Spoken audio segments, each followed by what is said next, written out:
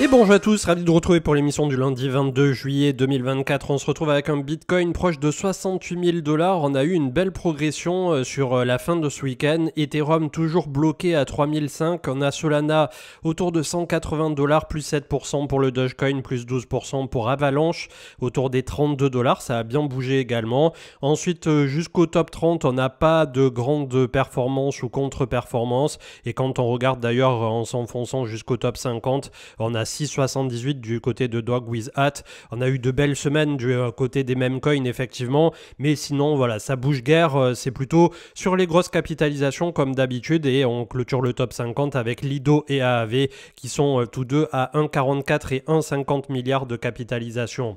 La map de liquidité donc qui est un peu plus étoffée désormais, entre 68 et 72, 73 pour ne pas dire 74, alors qu'en bas on a quasiment plus rien. On a complètement nettoyé jusqu'à 53,5, donc ça avait fait office de tapis, mais pour l'instant ben voilà, on a ce grand pic qui est toujours là autour de 52 000 $.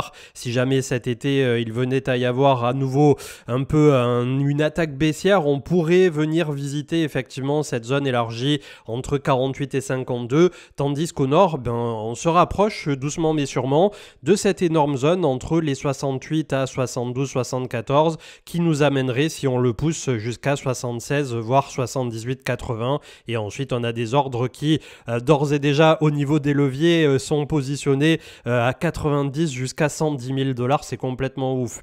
L'action de prix en 4 heures où on a des open interest qui sont un peu de retour, mais on peut le constater sur les order book, on est complètement voilà, à plat cet été. On a en plus pas mal d'infos qui démontrent qu'on a petit à petit plus de transferts OTC, plus de transferts institutionnels que sur les échangeurs centralisés. Et d'ailleurs c'était le post qu'avaient mis en avant certaines personnes hier. J'ai trouvé ça plutôt intéressant sur le fait que ce cycle ne serait clairement pas un cycle pour les particuliers ou qui serait fait par les particuliers. Certes il y a les mêmes coins, mais globalement quand on regarde la grosse liquidité et notamment sur Bitcoin, Ether ou divers autres qui sont bien capitalisés aujourd'hui, on a la sensation que c'est plutôt voilà, les professionnels qui sur ce coup là vont faire la pluie et le beau temps.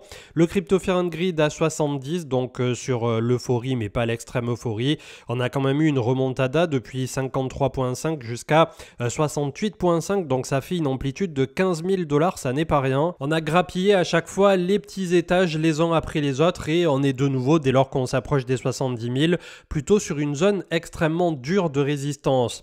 Le récap de l'actu donc avec le lancement des ETF sur Ether dès demain. Il y aura donc les 5 applicants dans un premier temps avec Van Eck, Invesco, Fidelity, 21 Shares, Franklin Templeton.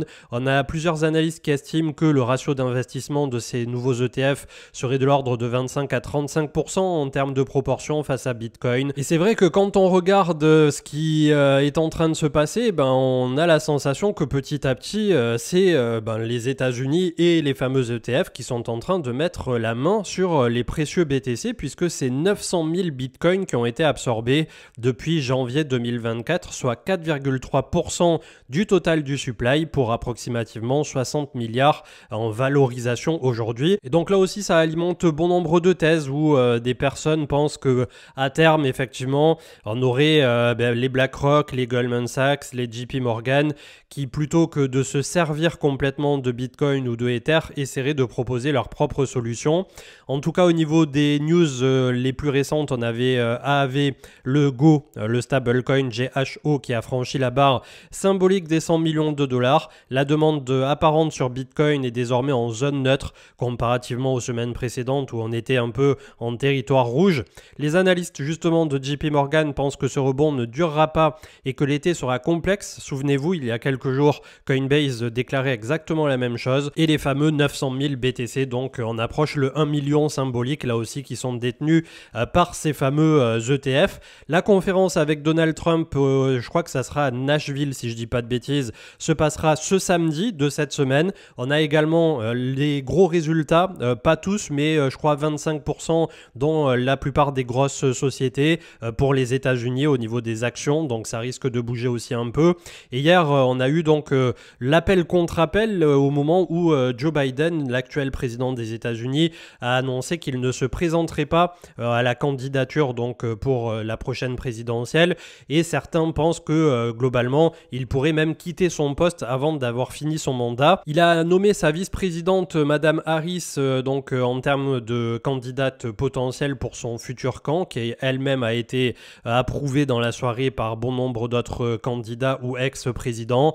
On va voir ce que ça va donner. En tout cas, voilà, on est sur une semaine assez importante pour la crypto. Et dans la foulée, on a Elon Musk qui nous a mis les yeux laser au niveau de sa photo de profil sur Twitter, sur X. Et donc là aussi, bon nombre de spéculations avec des yeux laser qui, s'ils étaient jaunes ou rouges, d'après les aficionados de ce genre de mème, disent que ça serait plutôt pro-Bitcoin. Là, les yeux étaient bleus, alors il y en a qui disent que c'est plutôt pro-Ether.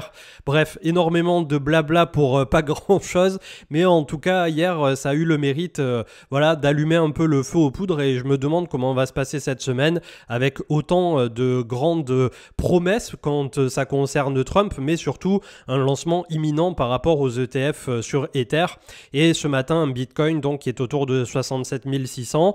On a eu 2 semaines quand même assez extraordinaires, là, une belle remontada. On ne s'attendait pas à avoir peut-être autant d'amplitude. Ça fait plaisir. On a récupéré donc en clôture hebdomadaire la moyenne mobile 20. On va voir ce que ça va donner. Peut-être que effectivement désormais les vendeurs sont épuisés. À ceci près que, en tout cas c'est vrai ici sur Binance et sur Coinbase, on le voit, on n'a toujours pas de volume cet été. Donc franchement ça laisse plutôt une note positive si quand on n'a pas de liquidité comme ça, on arrive à faire des décalages en 2 semaines de 15 000 $ sur Bitcoin. Si par la suite on venait à avoir toutes ces liquidités qui reviennent, le pivot de la Fed, un peu plus de risque qui est pris sur les marchés avec la liquidité qui se détend, voilà, ça pourrait permettre effectivement autour de l'automne, maximum début 2025, de venir chercher des targets un peu plus hautes, et on l'espère tous, à minima entre 80 et 100 000 $, et pour les plus optimistes, entre 100 000 et 150 000 $, sans aller chercher des objectifs complètement délirants. La Bitcoin dominance qui retrouve la santé sur ce mouvement 55-50, donc toujours haute calée, elle n'a pas dit son dernier mot, et on voit même qu'elle pourrait se payer le luxe de continuer de monter. Le crypto total 3 des alts excluant Ether est autour de 650 milliards, et elle est en train de buter d'ailleurs sur la moyenne mobile 20 hebdo. Le crypto total 2 lui a clôturé légèrement au-dessus, incluant Ether. C'est peut-être la semaine justement où Ether va pouvoir briller, mais quand même rappelons-nous, au moment de l'approbation sur Bitcoin, on a eu 1 ou 2 semaines ou quelques jours à minima où ça avait bien baissé lorsqu'il y avait eu donc la news qui était parue. On va voir si ça va faire de même du côté de Ether. Le crypto total incluant absolument tout le marché à 2400 milliards. Là aussi, on a clôturé au-dessus de la moyenne mobile 20, mais on est désormais sur le gros du cluster, la belle résistance qui avait été travaillée dès mai 2021. Ici, c'est une zone de polarité assez monstre pour le crypto total et qui se trouve approximativement à plus ou moins 10 milliards à 2450 milliards. Ether, comme on le disait à l'instant, qui est plutôt positif, on est en train de faire la réciproque comme on s'y attendait de ce qu'on avait fait ici dans ce canal descendant qui avait duré de mi-mars 2024 à mi-mai 2024. Donc on a fait exactement pareil 27 mai 2024 à 8 juillet 2024. On est en train de remonter. Ceci étant dit, quand on regarde le ratio de force de ETH face à BTC, on est toujours extrêmement décevant. On manque de force, on manque de panache. Je ne sais toujours pas si ça va être enfin cette approbation qui va pouvoir donner un petit coup de fouet à tout ça. Et c'est vrai que quand on regarde des alts comme Solana par exemple, que ça soit contre le dollar ou contre le Bitcoin, on a de la force, on a de l'envie sur chaque reprise, etc. Après, en termes de ce que peut représenter aujourd'hui Solana, c'est vrai qu'il y a eu une très très belle reprise, il y a eu de beaux développements en sortie du bear market, donc ça fait plaisir, mais on n'a pas le même historique, on n'a pas autant de développement dessus que ce qu'on a pu avoir sur Ethereum.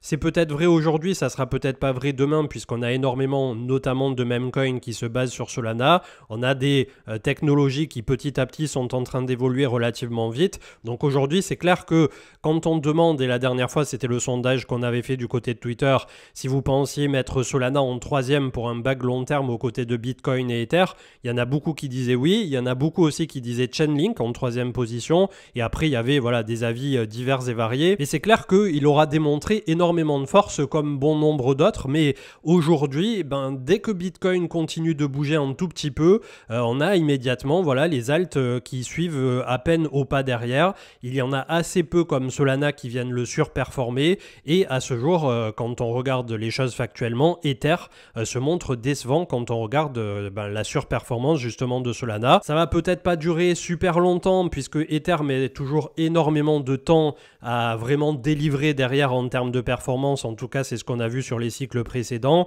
Mais en tout cas, maintenant, là, une fois qu'on va avoir l'approbation des ETF spot, j'espère bien entendu que ça va créer ce petit sursaut de quelque chose qui permettra de passer à l'étape supérieure.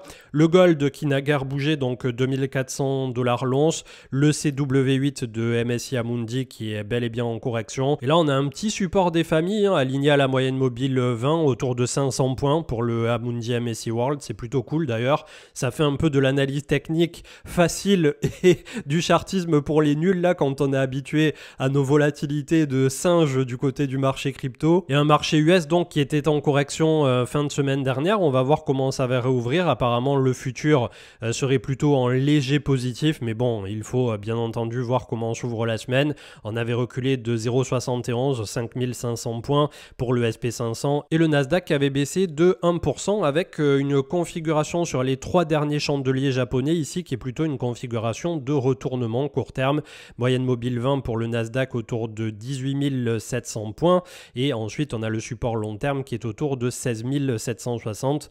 Je vous donne également pour le SP500, on n'est pas très loin avec la moyenne mobile 20 hebdo qui est à 5290 et le support juste en dessous 5270. Et si jamais on avait donc un landing un peu plus hard que ce qui était prévu, on pourrait revenir entre 4950 et le gros support ici des 4800 points. Donc là aussi, toutes les zones sont établies au long terme. Il n'y a rien d'extraordinaire, rien de dramatique pour le marché US. On va voir ce que vont donner les résultats des grosses entreprises cette semaine. Et ce qu'il faudra surveiller, en plus des taux qui étaient en léger recul la dernière fois, c'est bien entendu le dollar américain qui là aussi pourra donner des signaux assez importants par la suite et qui depuis pas mal de temps, on l'avait vu, est dans une petite contraction ici où on finit de casser la volatilité. Donc le prochain mouvement sera un mouvement d'ampleur bien entendu. C'est toujours pas le bout de la contraction, je pense que ça va prendre jusqu'à la fin de l'été et c'est pour ça que pour moi, le marché crypto ne va pas faire d'énormes mouvements avant la fin de l'été. J'en parlais hier avec un de mes amis admin du Discord. J'espère bien entendu me tromper et qu'on recouvre un peu de volatilité avant la fin de l'été, mais globalement, j'ai assez peu d'espoir sur le fait que voilà, d'un seul coup, on pousse 10 000 ou 20 000 dollars du côté de Bitcoin, à ceci près que il y a de plus en plus de rumeurs et effectivement que Donald Trump pourrait annoncer que si il était président des États-Unis, le prochain en tout cas, il pourrait mettre au bilan, alors je ne sais pas du tout comment ça pourrait se faire, mais en termes de réserve de valeur, le BTC au niveau du bilan des États-Unis. Bien entendu que ça, si ça venait à arriver et que ça n'était pas qu'un effet d'annonce, etc., le machin dans la journée, il prend 10, 20, 30 000 dollars. Mais jusque-là, ça reste des rumeurs, je pense que le marché ne l'anticipe pas outre mesure énormément et le truc c'est que déjà là au niveau politique c'est en train de se complexifier énormément par rapport aux États-Unis, mais deuxièmement c'est des promesses entre guillemets sur lesquelles le marché vient pricer un peu à court terme certaines espérances. Si jamais derrière c'était pas du tout la musique qui nous a été servie, vous vous doutez bien que ça peut avoir aussi un impact doublement négatif. Je vous souhaite une excellente journée et pour ma part je sais pas encore si je vous retrouve ce soir, mais on se retrouvera au cours de la semaine. Ciao ciao.